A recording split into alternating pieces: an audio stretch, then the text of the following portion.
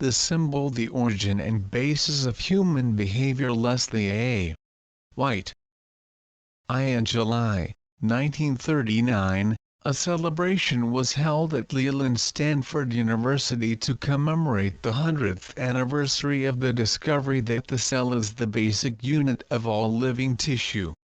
Today we are beginning to realize and to appreciate the fact that the symbol is the basic unit of all human behavior and civilization. All human behavior originates in the use of symbols.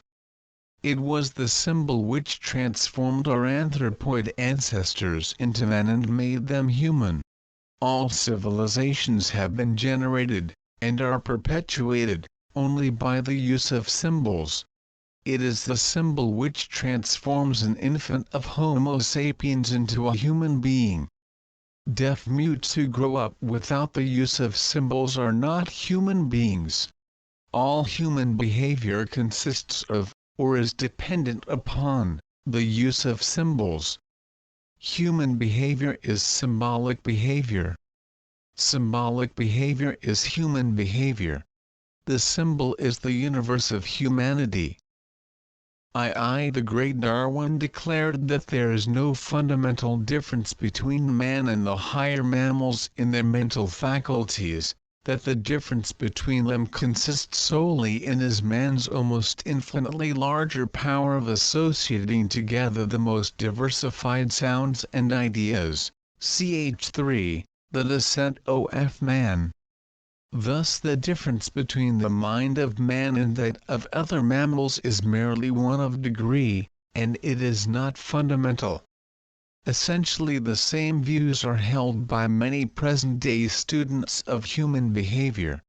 Professor Ralph Linton, an anthropologist, writes in The Study of Man the differences between men and animals in all these behavior respects are enormous, but they seem to be differences in quantity rather than in quality, pages 79. The same idea is also expressed on p. 68. Human and animal behavior can be shown to have so much in common, Professor Linton observes, that the gap between them ceases to be of great importance, pages 60. Dr.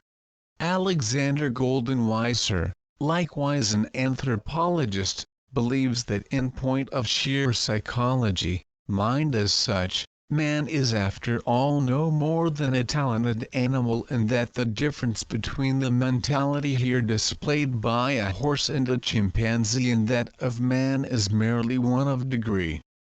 2. That there are numerous and impressive similarities between the behavior of man and that of ape is fairly obvious.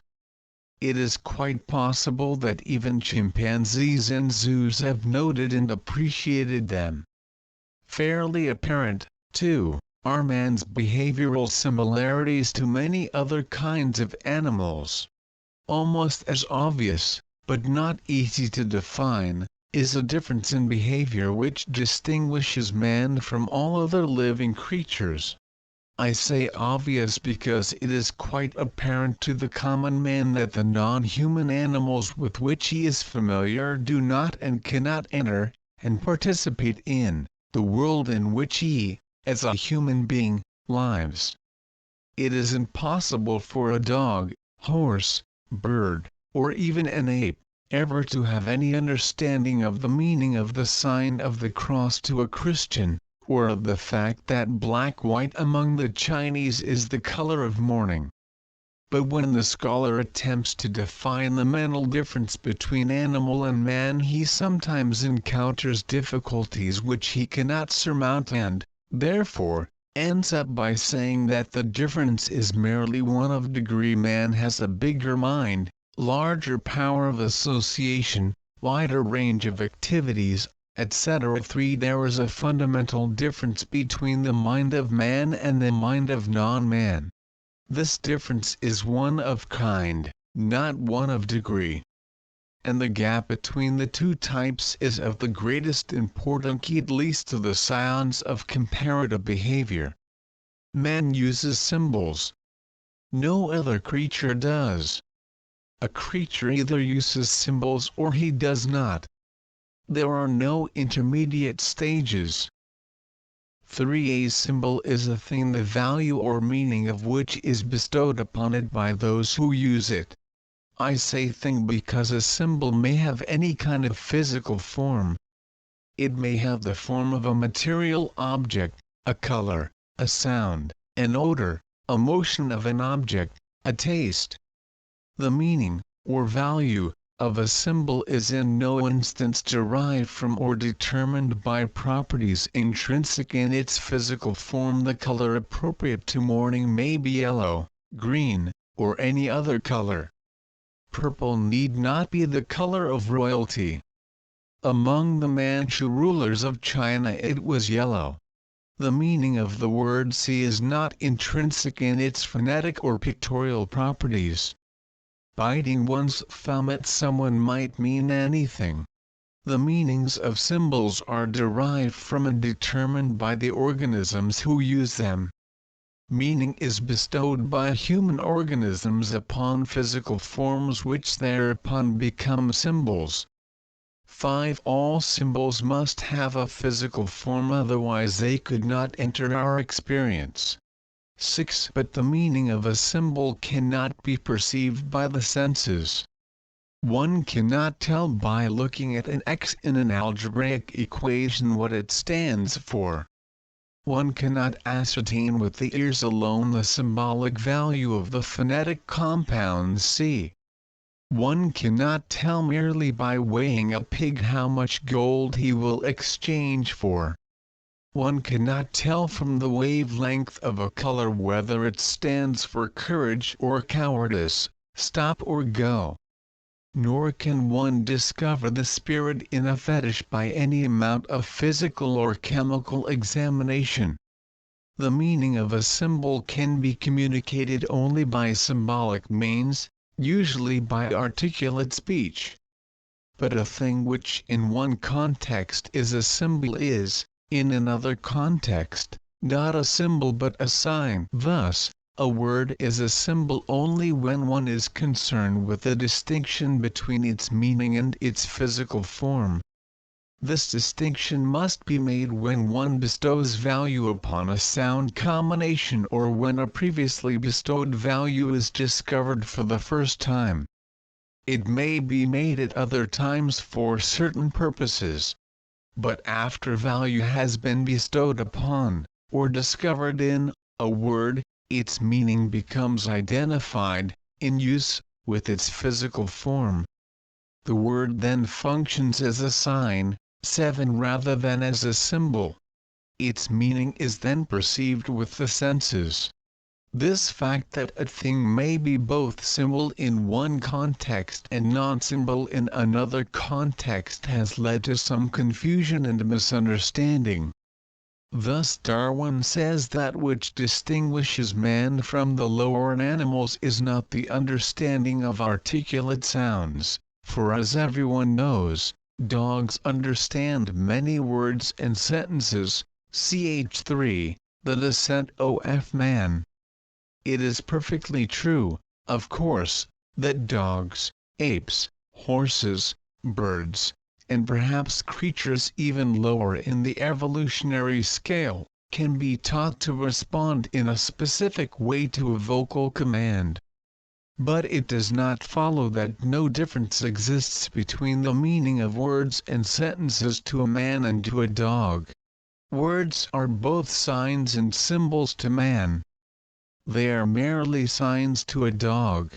Let us analyze the situation of vocal stimulus and response. A dog may be taught to roll over at the command roll over. A man may be taught to stop at the command halt. The fact that a dog can be taught to roll over in Chinese, or that he can be taught to go fetch at the command roll over and, of course, the same is true for a man shows that there is no necessary and invariable relationship between a particular sound combination and a specific reaction to it. The dog or the man can be taught to respond in a certain manner to any arbitrarily selected combination of sounds, for example, a group of nonsense syllables, coined for the occasion. On the other hand, any one of a great number and variety of responses may become evocable by a given stimulus.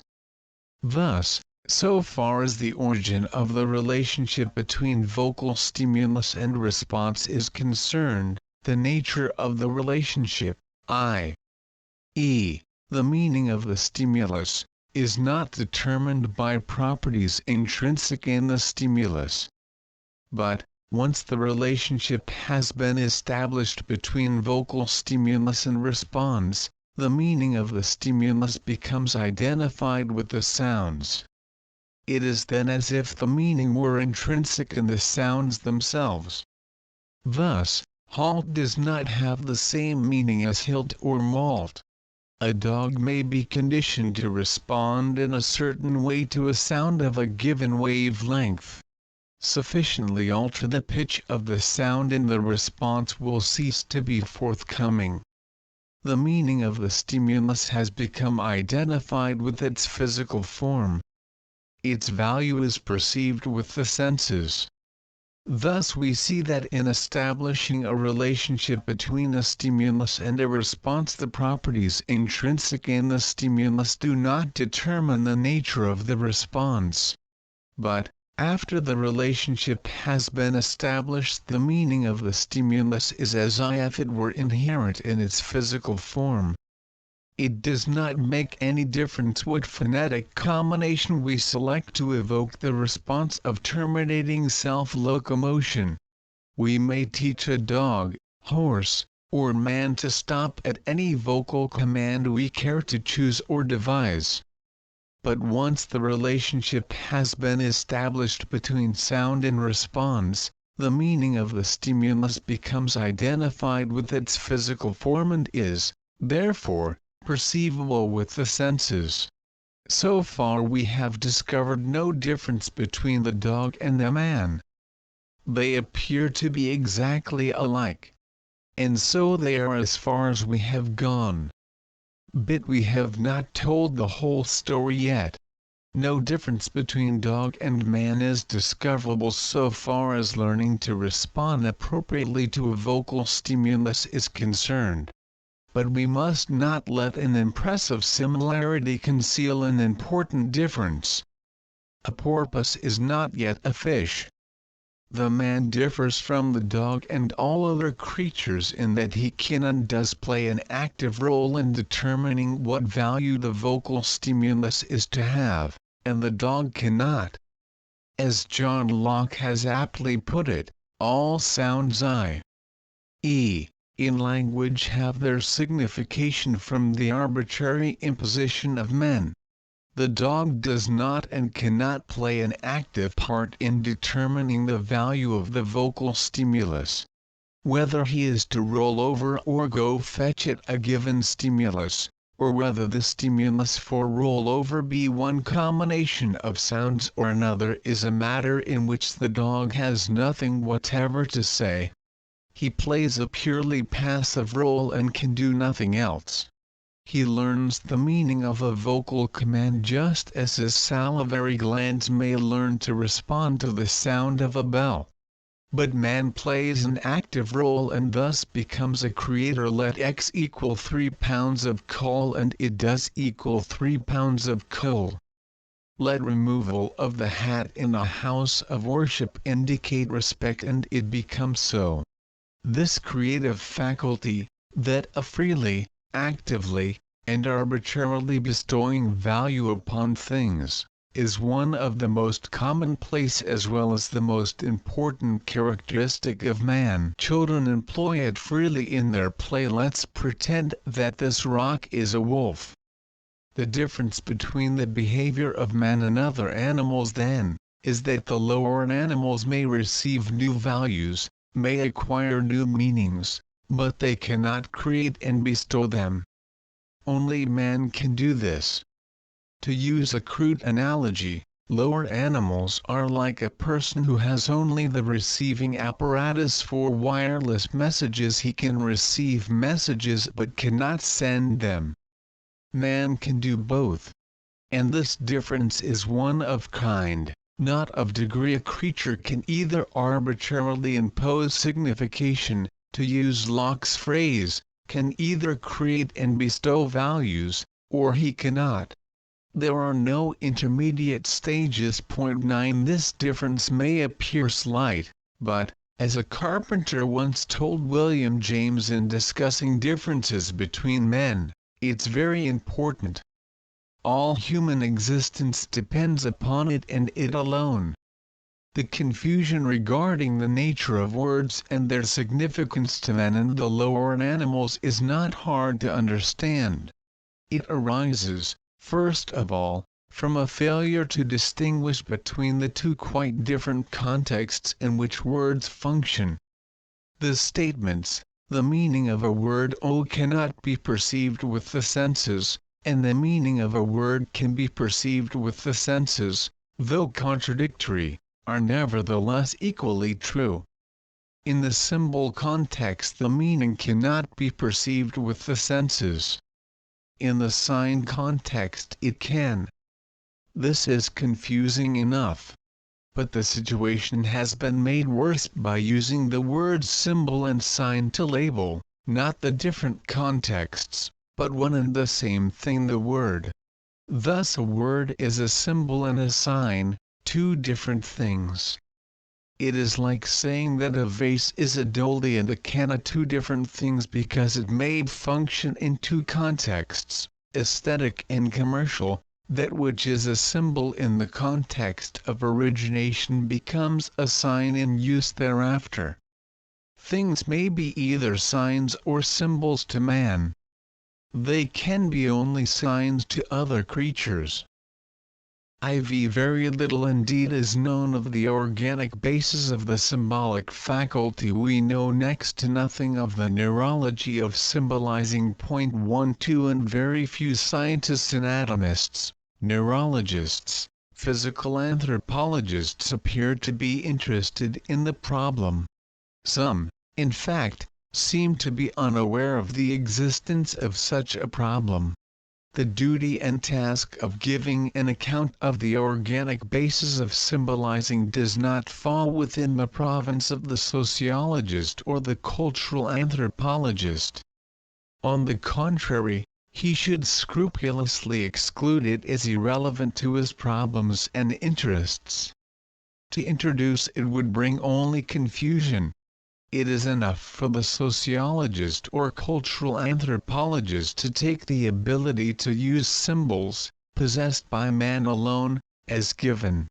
The use to which he puts this fact is in no way affected by his, or even the anatomist's, inability to describe the symbolic process in neurological terms. However, it is well for the social scientist to be acquainted with the little that neurologists and anatomists do know about the structural basis of symboling. We, therefore, review briefly the chief relevant facts here. The anatomist has not been able to discover why men can use symbols and apes cannot. So far as is known, the only difference between the brain of man and the brain of an ape is a quantitative one. Man has no new kinds of brain cells or brain cell connections, A.J. Carlson, opposite. Nor does man, as distinguished from other animals, possess a specialized symbol mechanism. The so-called speech areas of the brain should not be identified with symbolizing. These areas are associated with the muscles of the tongue, larynx, etc. But symbolizing is not dependent upon these organs. One may symbolize with the fingers, the feet, or with any part of the body that can be moved at will when, to be sure, the symbolic faculty was brought into existence by the natural processes of organic evolution. And we may reasonably believe that the focal point, if not the locus, of this faculty is in the brain, especially the forebrain. Man's brain is much larger than that of an ape, both absolutely and relatively 1/4, and the forebrain especially is large in man as compared with ape. Now in many situations we know that quantitative changes give rise to qualitative differences. Water is transformed into steam by additional quantities of heat.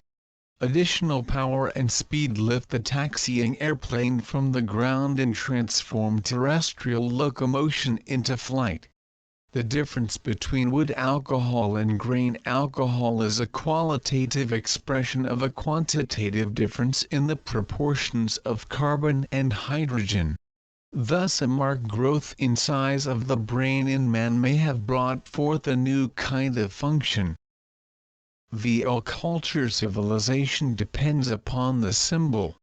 It was the exercise of the symbolic faculty that brought culture into existence, and it is the use of symbols that makes the perpetuation of culture possible.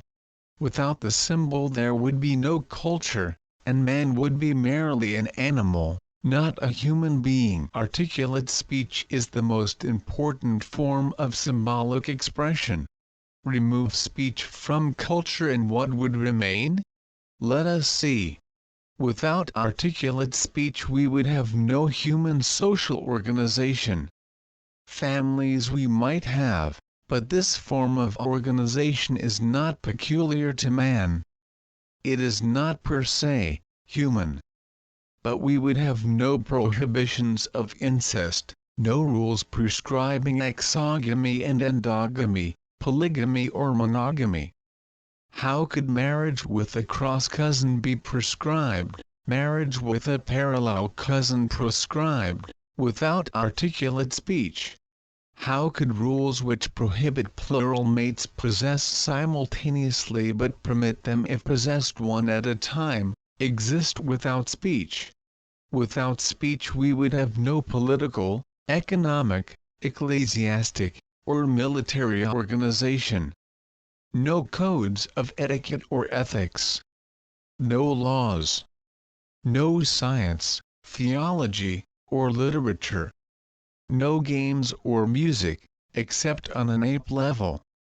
Rituals and ceremonial paraphernalia would be meaningless without articulate speech.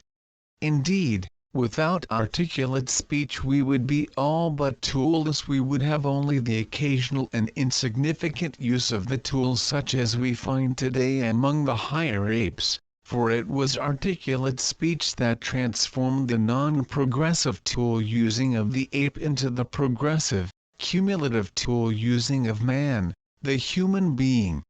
In short, without symbolic communication in some form, we would have no culture. In the word was the beginning of culture and its perpetuation also. 15 To be sure, with all his culture man is still an animal and strives for the same ends that all other living creatures strive for: the preservation of the individual and the perpetuation of the race. In concrete terms these ends are food, shelter from the elements, defense from enemies, health, and offspring. The fact that man strives for these ends just as all other animals do has, no doubt, led many to declare that there is no fundamental difference between the behavior of man and of other creatures. But man does differ, not in ends but in means. Man's means are cultural means. Culture is simply the human animal's way of living. And, since these means, culture, are dependent upon a faculty possessed by man alone, the ability to use symbols, the difference between the behavior of man and of all other creatures is not merely great, but basic and fundamental. The behavior of man is of two distinct kinds: symbolic and non-symbolic. Man yawns, stretches, coughs, scratches himself, cries out in pain, shrinks with fear, bristles with anger, and so on. Non-symbolic behavior of this sort is not peculiar to man. He shares it not only with other primates but with many other animal species as well. But man communicates with his fellows with articulate speech, uses amulets, confesses sins, makes laws, observes codes of etiquette, explains his dreams, classifies his relatives in designated categories, and so on. This kind of behavior is unique.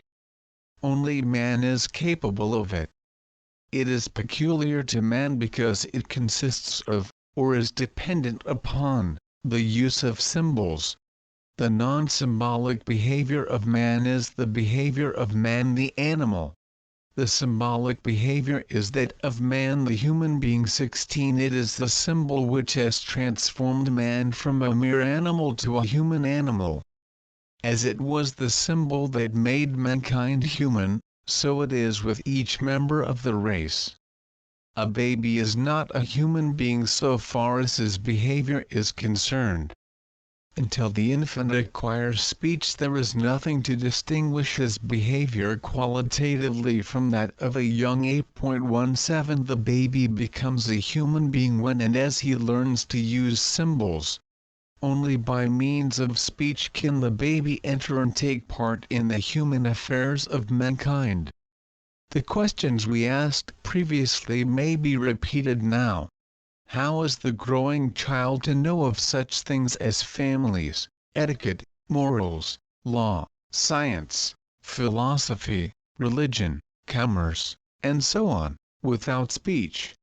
The rare cases of children who grow up without symbols because of deafness and blindness, such as those of Laura Bridgman, Helen Keller and Marie Herden, are instructive. Until they got the idea of symbolic communication, they were not human beings, but animals. They did not participate in behavior which is peculiar to human beings. They were in human society as dogs are, but they were not of human society. And, although the present writer is exceedingly skeptical of the reports of the so-called wolf children, feral men, etc., we may note that they are described, almost without exception, as without speech, beastly, and inhuman. 7. Summary. The natural processes of organic evolution brought into existence in man, and man alone, a new and distinctive ability, the ability to use symbols. The most important form of symbolic expression is articulate speech. Articulate speech means communication of ideas. Communication means preservation, tradition, and preservation means accumulation and progress. The emergence of the organic faculty of symbol using has resulted in the genesis of a new order of phenomena, a superorganic, or cultural, order. All civilizations are born of, and are perpetuated by, the use of symbols. A culture, or civilization, is but a particular kind of form symbolic which the biologic, life-perpetuating activities of a particular animal, man, assume. Human behavior is symbolic behavior. If it is not symbolic, it is not human. The infant of the genus Homo becomes a human being only as he is introduced into and participates in that superorganic order of phenomena which is culture. And the key to this world and the means of participation in it is the symbol. Leslie White. The symbol